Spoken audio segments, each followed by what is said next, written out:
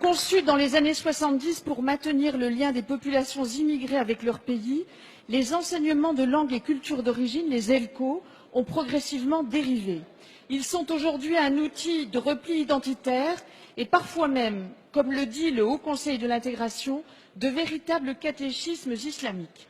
Au lieu de travailler à leur suppression, vous avez fait le choix de les introduire dans les programmes scolaires dès la rentrée prochaine, mais selon les mêmes modalités et avec les mêmes professeurs étrangers, donc cela ne résoudra rien. Ainsi, dans le même temps, vous introduisez officiellement l'étude de la langue arabe dans le programme national et vous réduisez par votre réforme du collège la place du français, celle des langues anciennes qui sont nos racines ou des langues européennes comme l'allemand qui prospéraient dans les classes bilingues. Donc cela, à coup sûr, divisera les Français. Pourquoi n'avez-vous pas le courage de dire aux familles que la réussite de leurs enfants passe d'abord par la maîtrise de la langue française, qui n'est pas, comme le dit votre circulaire de la prochaine rentrée, un langage parmi d'autres. S'il vous plaît. Toutes les langues ont une égale dignité, mais le sujet n'est pas là. Monsieur le Premier ministre, vous le savez, la politique suppose des choix et des priorités.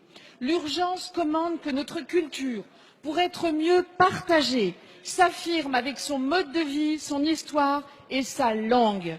Ne croyez-vous pas que l'introduction des langues communautaires dans les programmes scolaires encouragera le communautarisme qui mine la cohésion nationale? La parole est à Madame Najat Vallaud-Belkacem, ministre de l'Éducation nationale, de l'Enseignement supérieur et de la Recherche. Merci, Monsieur le Président, Mesdames et Messieurs les députés. Madame la députée Annick Genevard, je vous dois des remerciements, vraiment pour cette question par laquelle vous avez démontré, je crois, à une grande partie de nos concitoyens, et j'espère qu'ils nous écoutent, la conception que vous vous faites, notamment de la langue arabe, qui pour vous est donc en concurrence avec l'allemand, par exemple, et doit bien entendu, si je vous suis, être moins bien traité et être considérée comme une langue communautaire. Ah, mais nous ne serons jamais d'accord, Madame la députée. Moi, j'estime que dans notre pays, s'il y a bien une chose à faire, c'est diversifier les langues que les élèves apprennent à l'école, car toutes ces langues ont leur légitimité et leur intérêt. Et c'est la raison pour laquelle, dans la stratégie pour les langues vivantes que je développe à l'école, je fais en sorte qu'au-delà de l'anglais, nos élèves puissent avoir accès véritablement à de l'allemand, à de l'espagnol, à de l'italien, mais aussi à de l'arabe et à du chinois, et j'en suis fière. Mais j'en viens à votre question qui concerne les ELCO.